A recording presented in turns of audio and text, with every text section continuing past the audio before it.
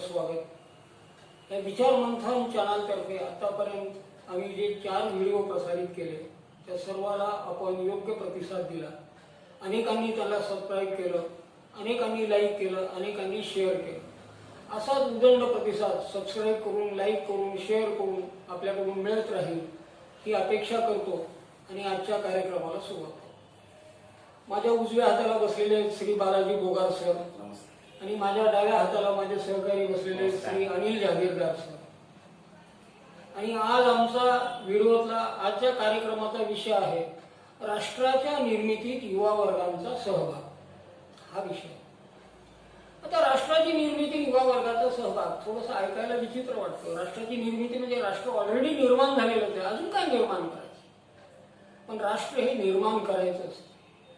शिवाजी महाराजांनी जसं स्वराज्य निर्माण केलं, 1947 नंतर आपला भारत देश निर्माण होत गेला। आतापर्यंत निर्माण होण्याची प्रक्रिया अजूनही चालू आहे आणि ही प्रक्रिया अव्याहत चालत राहणार। आज ह्या निर्मितीच्या कार्यक्रमामध्ये माझ्यासारखे जे वयाची मंडळी आहे, मी आता ह्यांच्यापेक्षा ज्येष्ठच आहे, मी आता तर साधारणतः 95 गेले 5 राहिले ह्या कॅटेगरीमध्ये मी येतो। माझ्यापेक्षा ह्या दोघांची जबाबदारी जास्त आहे आणि या दोघांच्या क्षमतेला कुठेतरी मर्यादा पडतात। म्हणून ही सगळी शक्ती युवा वर्गाच्या हातात जर आपण दिली तर युवा वर्ग राष्ट्र एक संपन्न राष्ट्र निर्माण करू शकतो ही मला खात्री आहे। आज युवा वर्गानं आजचा दिवसाचं विशेष पण असं आहे की ज्यांचा जन्मदिवस आपण युवा दिन म्हणून साजरा करतो, आज त्यांची पुण्यतिथी स्वामी विवेकानंद यांची आज पुण्यतिथी। आणि या पुण्यतिथीच्या निमित्तानं आज आपण जी चर्चा करतो युवा वर्गांचा सहभाग राष्ट्राच्या निर्मितीत, स्वामी विवेकानंदाने देखील देशाचं नाव खूप मोठं केलं। भारत देशातले लोक एक अडाणी म्हणून समजले जातात। शिकागोच्या धर्म परिषदेत स्वामी विवेकानंद गेले आणि त्यांनी जो झेंडा रोवला आणि झेंडा रोवल्यानंतर स्वामी विवेकानंदाला जितक्या दिवसाचा व्हिसा मिळाला होता त्यापेक्षा वाढवून देण्यात आला की तुम्ही इथंच राहा। अनेक लोकांनी आग्रह केला की तुम्ही इथं राहा, तुमचे विचार आम्हाला खूप आवडले। आम्हाला माहित नव्हतं की भारताकडे इतकी विद्वत्ता, इतकी गुणवत्ता आहे, हे आज आम्हाला पटलं। म्हणून आज आपल्याकडे जो आहे त्यांचा जन्मदिवस हा राष्ट्रीय युवा दिन म्हणून पाळला जातो। आता युवा क्षेत्र मी आज जे पाहतो की युवा क्षेत्र आपल्याकडचा ग्रामीण भागातला युवक जो आहे तो युवक जो आहे तो शेती विकतो आणि कुठेतरी नोकरीचा प्रयत्न करतो। त्यासाठी हातात असलेलं भांडवल तो काढून टाकतो आणि नोकरीच्या मागे लागतो। हे असं न करता जर त्याच्या शेती व्यवसायातच जर चांगलं केलं, कारण आपल्याकडे जी शिक्षण पद्धती इंग्रजांनी विकसित केली ही शिक्षण पद्धती म्हणजे इथल्या लोकांना गुलाम करण्याची प्रवृत्ती त्यांनी विकसित, स्वतःच्या पायावर उभं राहण्याची प्रवृत्ती आपल्याकडे नाही। मला एक चांगला प्रसंग आठवतो की एकदा शिक्षक दिनाच्या दिवशी आपल्या महाराष्ट्राचे माजी मुख्यमंत्री श्री विलासरावजी देशमुख, कैलासवासी विलासरावजी देशमुख यांना एका कार्यक्रमात, शिक्षक दिनाच्या कार्यक्रमात ते बोलले आणि त्यावेळेला शिक्षक दिनाचं महत्त्व सांगत असताना त्यांनी एक उद्गार काढले होते। मला उद्गार फार आवडला। विलासरावजी देशमुख अतिशय विद्वान माणूस होता, उत्कृष्ट वक्ता होता, सगळं होतं, पण तो विचार त्यांनी जो मांडला, मी आज जातो म्हणे अनेक कॉलेजमध्ये जातो, शाळामध्ये जातो, विद्यार्थ्यांशी बोलतो, त्यावेळेला मला कॉलेजमध्ये विद्यार्थी म्हणतात की 12वी नंतर काय हा प्रश्न जेव्हा मी विचारतो, कुणीतरी म्हणतं डॉक्टर व्हायचं आणि कुणीतरी म्हणतं इंजिनियर व्हायचं। डॉक्टर आणि इंजिनियर एवढं क्षेत्र युवकासाठी आहे का? आणि तिथे त्यांनी एक खंत व्यक्त करून दाखवली त्या कार्यक्रमात। मला आतापर्यंत असा एकही तरुण मिळाला नाही की जो म्हणला की मला एक आदर्श शिक्षक व्हायचं, मला आदर्श उद्योजक व्हायचं, मला एक संशोधक व्हायचं, मला आदर्श शेतकरी व्हायचं, असं म्हणणारा एकही विद्यार्थी मला आजच्या कार्यक्रमात मिळालेला नाही आतापर्यंत। आता ही जी खंत व्यक्त केली ही खंत खरोखरच आपल्या डोळ्यात अंजन टाकणारी गोष्ट आहे। म्हणून युवा वर्ग आज जो नोकरीचा मागे लागलाय आणि नोकरीसाठी वाटतं ते करायला लागलाय, घरदार विकतो, शेतीवाडी विकतो, बेघर होऊन जातो आणि शेती हातातली गेली, जे मुख्य भांडवल होतं ते गेलं, जो मालक होता तो मालकचा आता गुलाम बनला, नोकर झाला। तर ही प्रवृत्तीला विकास करणारी ही आजची शिक्षण पद्धती। तर ह्याच्यातून आपण बाहेर पडलं पाहिजे। युवा वर्गासाठी एक क्षेत्र आणि अनेक क्षेत्र, तुम्ही नोकरीच्या मागे न लागता नोकरीवर लाथ मारण्यासाठी लाथ मारण्यासाठी देखील तुमच्या हातात आणि पायात बळ असावं. कारण आज आपल्याकडे नोकरी ह्या गोष्टीकडे असं पाहिलं जातं की एक सेफ गेम, पण जो हा गेम खेळतो त्याला तुम्ही विचारा खरोखरच are you safe in this field, तर तो म्हणतो निश्चितपणे वरते कबूल करेल, पण मनातून म्हणेल की no, I am not safe in this field, I am not satisfied. Job satisfaction नावाचा एक भाग असतो. तुम्ही एखादं काम केल्यानंतर तुम्हाला त्याच्यातून मिळणारं समाधान. आई स्वयंपाक करते, रोजच करते, पण रोज स्वयंपाक करून तेच काम करून तिची मुलं आणि तिचा नवरा जेव्हा पोटभर जेवतो त्यावेळेला तिची न जेवताही तृप्तीची ढेकर तिच्या पोटातून येत असते. तर ही तृप्तीची ढेकर युवा वर्गात येण्यासाठी त्यांनी काय केलं पाहिजे? नोकरीच्या मागे न लागता स्वतःचे उद्योग उभारले. आज बँकांनी अनेक आर्थिक संस्थांनी इतकं काही तुमच्या पुढे रचून ठेवलेलं आहे की तुम्हाला कुठेही जायची गरज नाही. तुमच्या दारात पैसा येतो, बँकवाले तुमच्या दारात आहेत. ग्रामीण भागातील युवकांनी शेतीसारखा विचार करा, एक ज्वारीचा दाणा पेरल्यानंतर ज्वारीला जे कणीस लागतं, ग्रामीण भागातल्या कोणीही लोकांनी ते कणसाचे दाणे मोजले नसतील. मी मोजलेले. एक टपोरा दाणा, टपोरं कणीस मी एका शेतात गेलो होतो, त्याला म्हणलं की मला हा तुमचं टपोरं कणीस मला द्या आणि हे तुम्ही आता जे मळणी करणार आहे त्यानंतर मला त्यातले दाणे काढायचे. मी हाताने दाणे काढले, त्यातले मोजले, मला 2200 दाणे मिळाले. त्यात एका दाण्यात जर तुम्हाला 2200 दाणे मिळतात, अजून किती द्यायला पाहिजे परमेश्वर?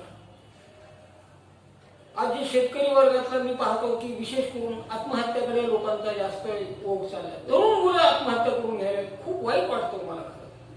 ही परिस्थिती का? पण शून्यातून विश्व निर्माण करण्याची जर जिद्द जर तुम्ही बाळगली, कारण तुम्हाला परमेश्वरानं जे आत्मा दिलेला, जो जीव दिलेला आहे, असं मरण्या तुमच्याकडून काहीतरी करून घेण्यासाठी त्यानं दिलेलं आहे. तुम्हाला पृथ्वी तलावर पाठवलं, अनेक प्राणी, या प्राण्यातला सर्वश्रेष्ठ प्राणी म्हणजे मानव. आणि या मानव जातीवर ते कळत न कळत एक उत्तरदायित्व येतं की सगळ्या प्राण्यांचा सांभाळ करायचा. हे उत्तरदायित्व मानवावर. मग मानवाने जर आत्महत्या केली तर मग इतरांनी पाहायचं कोणीकडे? तर त्याच्यामुळं की युवा वर्गाने ठीक आहे, एका वेळेला शेती नाही पिकली, निसर्गानं साथ नाही दिली, पण याचा अर्थ असा नाही होत की हमेशाच होणार. खरीपाचं पीक गेलं, रबीचं चांगलं येऊ शकतं, रबीचं गेलं, खरीपाचं येऊ शकतं, पण त्यासाठी आत्महत्या हा पर्याय नाही. प्रामाणिकपणे तुम्ही जर एखादं काम करत गेलात तर तुम्हाला त्याच्यामध्ये हमखास यश मिळतं.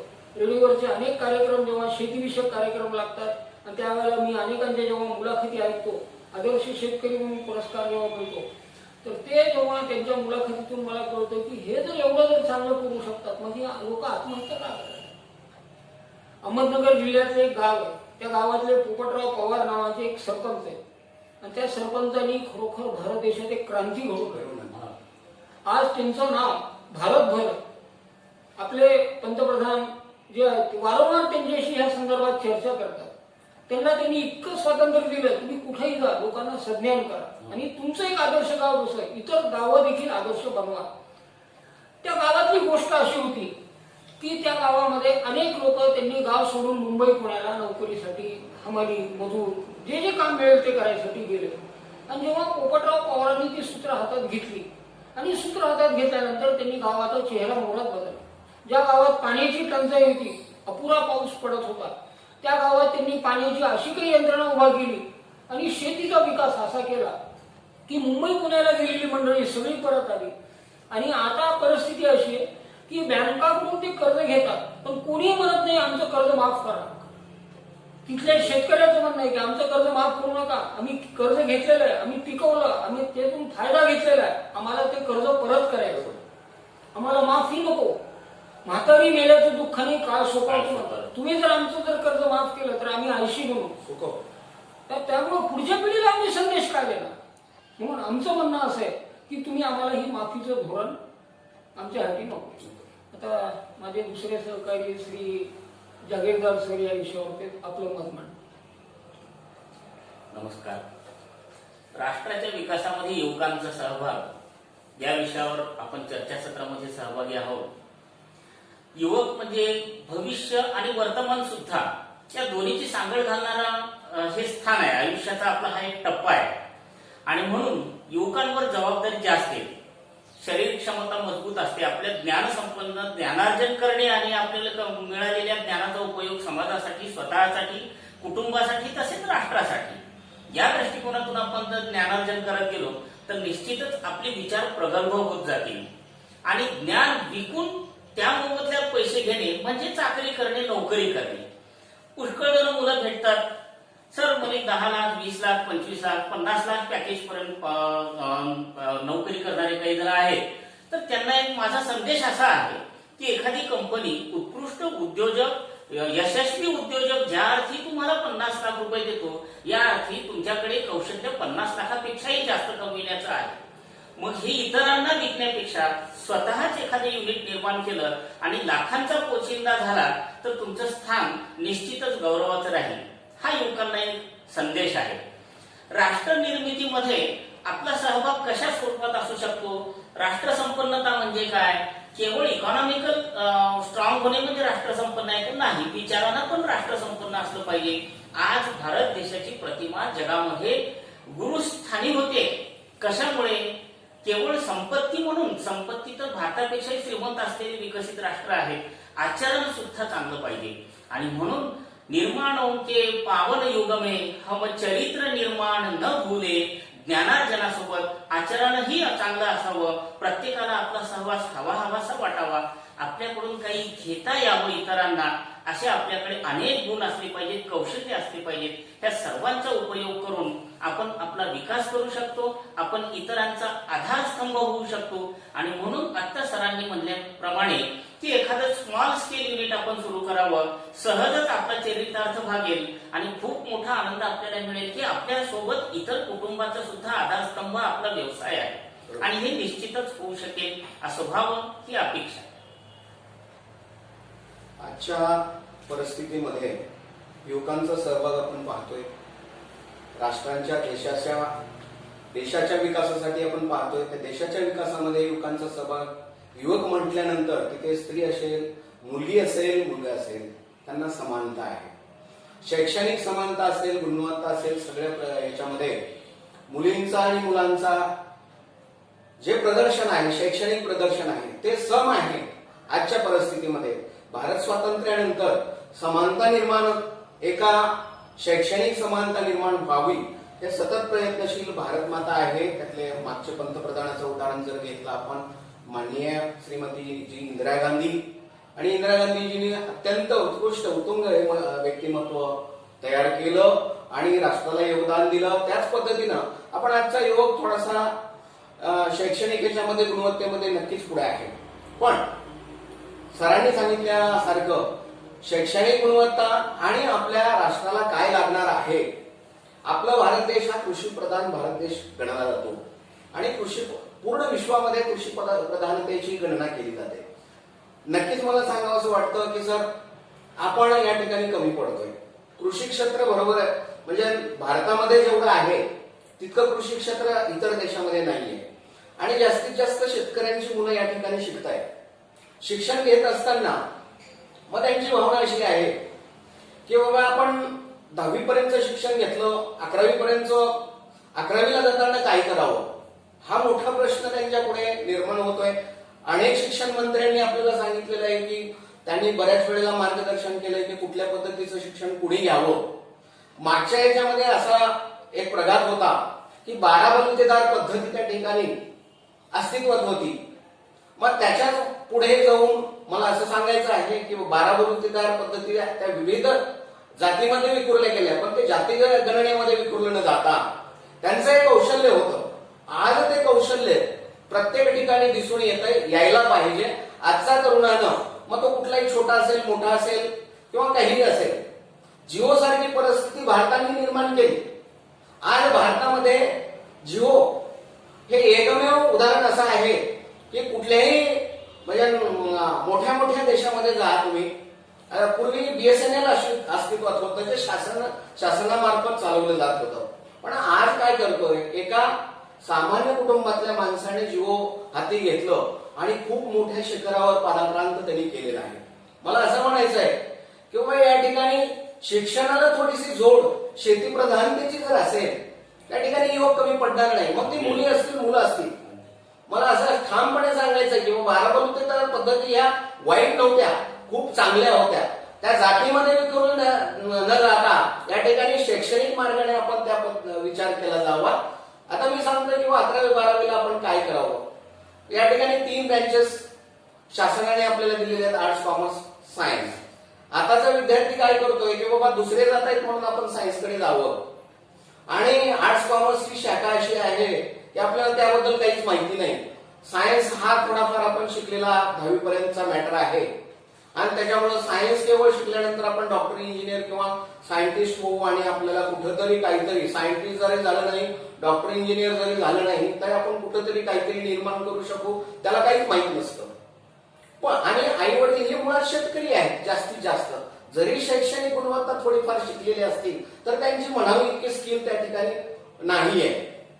म्हणून मला युवक वर्गांना विनंती करायची आहे, सांगायचं आहे की बाबा आपल्याकडे आई वडिलांनी वडिलोपार्जित जे काही व्यवसाय आहे ते कमी नाहीत आपल्यासाठी, खूप स्फूर्तीदायक आहे. मला काय म्हणायचं, वडिलांचं जर एखादं दुकान असेल, किराणा दुकान असेल, तर त्यांनी किराणा दुकान कसं विकसित केलं, आपल्याला काय शिकवलं, ज्ञानार्जन त्यापासून काय मिळालं, आपल्याला आजची विसंगती निर्माण होते. जे सुशिक्षित वर्ग आहे तो सुशिक्षित वर्ग ज्ञानार्जन करून हा प्रॅक्टिकलला कमी पडतोय. कसा कमी पडतोय, त्याच्या दुकानात वडील काय करतात हे पाहत नाही. त्यांना बाहेर जाऊन काहीतरी ज्ञान पाहिजे असतं आणि हे ज्ञान मिळवण्यासाठी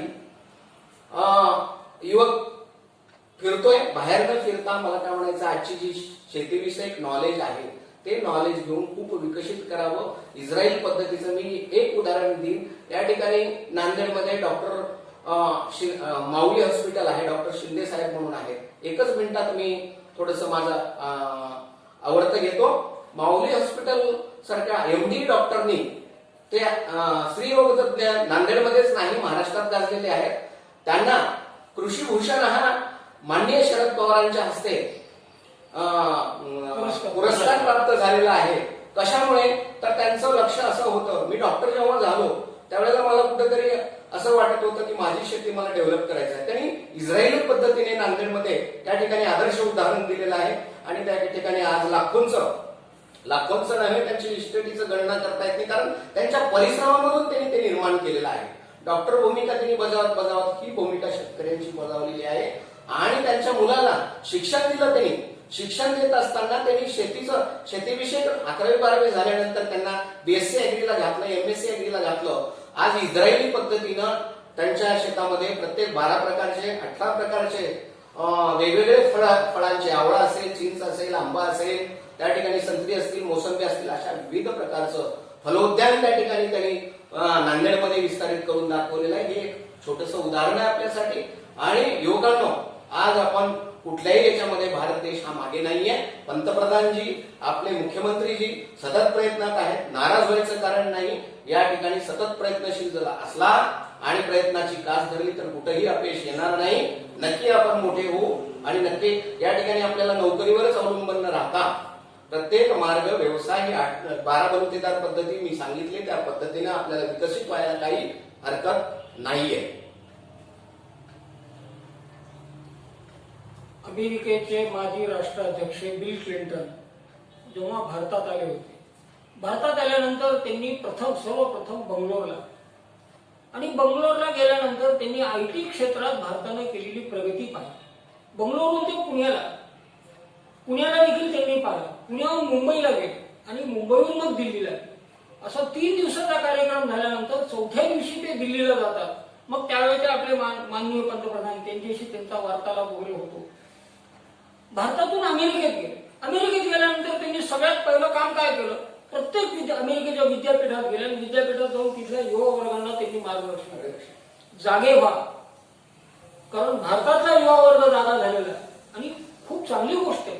युवा वर्ग चांगला जागा झाला याच्याबद्दल मला मनामध्ये असूया नाही, पण मला हे सांगायचंय की जर माझा देश भारतापेक्षा मागे पडला तर मी अमेरिकन म्हणून मला वाईट वाटेल. भारत प्रगती करायला ही खूप चांगली गोष्ट आहे. मग जर भारतातल्या युवा वर्गांचं कौतुक अमेरिकेतले राष्ट्राध्यक्ष करतात, भारतामधले जे डबे, मुंबईला जेवणाचे डबे देणारा जो वर्ग आहे त्यांचं कौतुक इंग्लंडचे राजघराणं करतं, मला सांगा काय आहे, शिक्षणावरच जर आपण जर म्हणत गेलो, एक क्षेत्र आहे, प्रत्येक क्षेत्रावर जर आपण जर भर दिला तर आपण फरक मुळात तुमच्या मनामध्ये तेवढी एक लालसा पाहिजे मला करायची. मायकेल फेडरर नावाचा एक वैज्ञानिक फक्त इयत्ता 6वी पर्यंत शिकला. 6वीच्या नंतर त्यानं कुठलंच पुस्तक हातात घेतलं नाही, कुठली डिग्री नाही द्यायला, आणि जगातला एक महान संशोधक म्हणून तो नावावर उपाला. कशा पद्धतीनं आला, त्यानं ध्यासच घेतला होता. वाचनाची फार आवड होती आणि वाचनाच्या आवडीतून त्याला ते निर्माण झालेला ध्यास आणि त्याने त्याचं भविष्य घडवलं. काही दिवसापूर्वी एबीपी माझाच्या बातमीपत्रात एक बातमी आली होती, एक हटके बातमी म्हणून आली. नागपूरचं एक इंजिनियर जोडको, आणि त्या इंजिनियर जोडक्याने दोघांनी नोकरी सोडली आणि चहाचा व्यवसाय सुरू आणि विविध प्रकारचे 16 प्रकारचे चहा ते लोकांना पुरवले. 4 महिन्याच्या नंतर त्यांनी गोळाबेरीज केली तर 4 महिन्यात त्यांचं उत्पन्न 17 लाख रुपये झालं. मग त्यांनी हिशोब केला तर 4 महिन्यात 17 लाख म्हणजे साधारणतः महिन्याला 4.25 लाख रुपये आपण उत्पन्न मिळवलं, आणि इकडे आपल्याला मिळत होता दोघांचा मिळून पगार 1.25 लाख. मग 3.25 लाख रुपये जे आपल्याला जास्तीत उत्पन्न मिळालं हे नोकरीवर त्याने स्वतःच्या व्यवसाय. कुठलाही व्यवसायाला कनिष्ठ समजू नका, तुम्ही प्रामाणिकपणे घ्या. आत्ता सरांनी जसं सांगितलं की व्यवसाय कमी, काही दिवसापूर्वी तुम्ही आमच्या सगळ्यांचे चेहरे पाहिले असतील, भयंकर डोके मोठे, केस इतके वाढलेले, आणि जेव्हा हे सलूनवरचं बंधन जेव्हा झुगारलं त्यावेळेला आम्ही डोकं हलकं करून घेतलं, आम्हाला डोकं हलकं करता येत नाही. ह्या व्यवसायासाठी आम्हाला ह्या कामासाठी, महत्वाच्या कामासाठी त्यांच्याचकडे जावं लागेल. किंवा घरी अगदी सन्मानानं घरी बोलावं लागलं. मग हा व्यवसाय कमी कुठला? अगदी जो रिक्षा चालक आहे, रिक्षा चालकाचा व्यवसाय देखील कुठलाच व्यवसाय कमी नाही. प्रामाणिकपणे करा, यश नक्की मिळतं. युवा वर्गाने खचून जाऊ नये, पुढे जावं, राष्ट्र निर्माण होतं. एकच मिनिटं मी बोलतोय, या ठिकाणी उदाहरण देतो. आजच्या बीएडच्या परिस्थितीमध्ये बीएड आणि एमएडचे जे विद्यार्थी आहेत त्यांच्यासाठी मी थोडंसं बोलेन. बीएड एमएडला एक प्राचार्य आहेत अहमदपूरला, ज्वलंत उदाहरण आहे. मी यापूर्वी ज्वलंत उदाहरण दिलं डॉक्टरांचं, आणि त्यांची 4 एकर शेती आहे अहमदपूरला, लातूर जिल्ह्यामध्ये. त्यांनी काय केलं, 2 एकर वरती अतिशय सुंदर घर तयार केलं. त्या 2 एकरच्या याच्यामध्ये छोटंसं घर, आणि आई वडिलांबरोबर आपण राहिले. प्राचार्य आहेत ते बीएड कॉलेजला, अध्यापनाचं कार्य उत्कृष्टपणे करतायत, विद्यार्थ्यांना घडवत आहेत. त्याचबरोबर त्यांनी 2 एकरच्या याच्यामध्ये अंजीरचा बाग लावला. सर, अंजीरचा बाग लावल्यानंतर लोकांनी काय केलं, सुरुवातीला प्रतिसाद, अरे अंजीर आपल्या भागामध्ये कुठे येतात काय? ते म्हणाले की बाबा मी प्राचार्य पदाचं म्हणजे शिक्षण देतोय, आणि शिक्षणातून मला शेतीकडे वळायचं आहे, आणि मला केवळ पैशासाठी मी शेतीकडे वळत नाही, पण माझ्या वडिलोपार्जित 4 एकर जमीन असल्या कारणाने मला 2 एकर मध्ये वेगवेगळे प्रयोग करायचे आहेत आणि विद्यार्थ्यांना दाखवायचे आहेत. मग त्यांनी सर 2 एकरची बाग अंजीरची मागच्या 3-4 वर्षापासून आम्हाला त्यांनी पाचारण बऱ्याच वेळा केलं, विनंती केलं, सर तुम्ही आमच्याकडे या, आमची बाग पहा. मी म्हणालो सर मलाही शेतीची आवड आहे, मला थोडंसं माझ्याही शेतीकडे लक्ष देता येईल, तुम्ही माझे आदर्श व्हा आणि मी येणार आहे आपल्याकडे. त्यांनी एकच उदाहरण दिलं सर, 2 लाखामध्ये 2 एकर मध्ये मागच्या वर्षी 5 लाख रुपये इन्कम त्यांनी दाखवलं. बीएडच्या प्राचार्यांना मला वाटतंय विनाअनुदानित महाविद्यालय असल्या कारणाने त्यांचं वार्षिक उत्पन्न हे माझी एक अशी हे आहे की 5 लाख रुपये त्यांची वार्षिक पेमेंट देखील नसेल. त्याच्यामुळे 2 एकर मध्ये जर 5 लाखाचं उत्पन्न होत असेल, त्या ठिकाणी असा आदर्श या ठिकाणी प्राचार्याने देखील आपल्या समोर ठेवलेला आहे. ते ज्वलंत उदाहरण मला आज सांगायचं, आपल्यापुढे मांडायचं. श्री जोशी सर यांनी सांगितलं की एखाद्या विकसित राष्ट्राचे राष्ट्राध्यक्ष सुद्धा भारताची आयटी क्षेत्रातली प्रगती बघून तिथल्या विद्यार्थ्यांना सांगतात की त्यांच्याप्रमाणे आपल्याला स्पर्धेमध्ये उतरावं लागणार आहे, त्यांच्याशी स्पर्धा आहे. आणि बोगार सरांनी एक उदाहरण खूप छान दिलं, ते भावलं मला. 12 बलुतेदार पद्धतीमध्ये कधीही चिंता नव्हती, कुठल्याही खेडेगावात असो की शहरात असो, एवढं औद्योगिकरण नसताना सुद्धा की उदरनिर्वाहाचं साधन काय असेल, मला नोकरी लागेल का, माझं उत्पन्नाचं साधन काय असेल, आणि नैराश्यता नव्हती. आणि आज नैराश्यता का झाली तर शिक्षण हे केवळ आपलं पोट भरण्यासाठी आपण घेतो आहोत, उदरनिर्वाहाचं साधन या दृष्टिकोनातून आपण शिक्षण घेत असल्यामुळे नैराश्यता तयार होते. तर शिक्षण म्हणजे ज्ञानार्जन करणे आणि बौद्धिक कक्षा रुंदावणे या कौशल्याचा उपयोग आपल्यासाठी तसेच इतरांसाठी व्हावा. या दृष्टिकोनातून जर आपण शिक्षण घेतलं तर निश्चितच आपण राष्ट्राचे आधारस्तंभ बनू. येस. आजच्या कार्यक्रमाचा मी समारोप करत आहे, पण समारोपापूर्वी एक दोन शब्द बोलायचे, कारण फार जास्त लांबवरचा देखील समारोप नसावा किंवा चर्चा जास्त लांबवरची नसावी. तसा हा विषय इतका मोठा आहे की त्याच्यावर आपण किती वेळ पण बोलू शकतो. म्हणून युवा वर्गांना माझी एक खास विनंती की तुम्ही कुठल्याही गोष्टीमुळे खचून जाऊ नका. जेव्हा तुम्हाला एखाद्या गोष्टीमध्ये अपयश मिळतं म्हणजे त्याचा अर्थ असा नाही की तुम्ही अयशस्वी झाला. तुम्हाला यश नक्की मिळू शकतं. अपयशातून तुम्ही काहीतरी शिकलेलं असतात आणि शिकून पुढे जाऊ शकतात. जसं सरांनी एक उदाहरण दिलं तसं एक माझ्या ओळखीचे व्यक्ती आहेत, नरवाडे नावाचे ग्रस्त. नांदेडला त्यांची 11 एकर शेती होती आणि त्यांचा मुलगा औरंगाबादला एका कंपनीमध्ये काम करत होता. लग्न झालं, सगळं झालं. त्यानंतर 7 वर्षांनी वडिलांनी मुलाला विचारलं, तुझ्याकडे किती जमा आहेत पैसे? ते म्हणजे काहीच जमा नाहीत माझ्याकडे. जो पगार मिळतो त्यातून माझं घर भाडं, दूध, किराणा वगैरे, मुलाचा खर्च, हे सगळं, त्यामध्ये काहीच शिल्लक राहत नाही. त्यांनी सांगितलं की तू नोकरी सोड, नोकरी सोडून तू शेतामध्ये ये, इथं शेतीचा व्यवसाय आपण करू. तुला पहिल्या वर्षी मी तुझ्या नावावरती 1.5 लाख जमा करतो आणि दरवर्षी मी 1.5 लाख वाढवतो. दुसऱ्या वर्षी 3 लाख जमा करतो, चौथ्या वर्षी, तिसऱ्या वर्षी 3.5 लाख जमा करतो. आणि अशा पद्धतीने त्याने खूप विचार करून नोकरी सोडली. तो नांदेडला आला. शेतीमध्ये दोघंही, वडील आणि मुलगा, दोघे जण काम करायला लागले आणि आज एक उत्कृष्ट सधन कुटुंबामध्ये त्यांची गणना होती.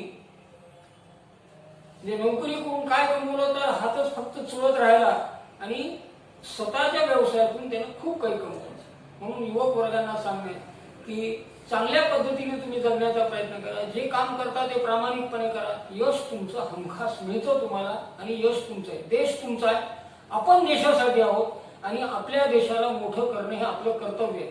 आज चीन, जपान ह्या लोकांनी ज्या सगळ्या गोष्टीत क्रांती केली. सरांनी जसं उदाहरण दिलं इस्रायलकडे खरंच आपण फार गोष्टी, पूर्ण वालुकामय प्रदेश, वाळूमध्ये त्यांनी शेती केली. म्हणजे पहा, प्रयत्न वाळूचे कण रगडीचा तेलही गळे. वाळूचं ते कण रगडायचे तेल गळतं. कसं काय गळतं बाबा? वाळूतून काय तेल निघतं का? म्हणजे प्रयत्न तुमचे असल्यानंतर प्रामाणिक प्रयत्नाला परमेश्वर देखील साथ देत असतो. म्हणून चीननं दर एकरी उत्पादन त्यांचं वाढवलं. चीनमध्ये कोणाच्याही मालकीची शेती नाही, गव्हर्नमेंट ऑफ चायनाच्या मालकीची शेती आहे. एका कुटुंबाला दिली होती, तुम्ही एवढं उत्पन्न काढा.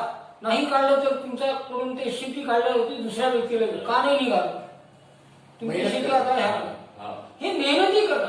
बेचिराग झालेला जपान, त्यातून युवक वर्ग जागा झाला आणि युवक वर्गाने जपानला फार मोठे केले. जपानमध्ये प्रचंड मोठा 8.3 रिश्टर सेलचा भूकंप झाल्यानंतर जगानं मदत केली. जपानला हात जोडले, माफ करा, तुम्ही मदत केली त्याबद्दल आम्ही तुमचे आभारी आहोत, पण आम्हाला तुमची मदत नको. आम्ही स्वतःच्या पायावर उभं राहू. ह्या देशाकडे पाहून चीन जरी आपलं शत्रुराष्ट्र असलं तरी चीनकडनं शिकण्यासारखं काही. जपानकडून जर आपला जर चांगले संबंध आहे, शिकण्यासारखं, तर ह्या देशांचा आदर्श घेऊन, इस्रायल, जपान वगैरे ह्या सगळ्या देशांचा आदर्श घेऊन आपण जर पुढे जर वाटचाल केली तर नक्की सरांनी जसं आधी सांगितलं की भारत हा विश्वगुरूचं स्थान आपण मिळवू शकतो. आजचा कार्यक्रम संपतो. धन्यवाद. कार्यक्रमाला सबस्क्राईब करा. ओके.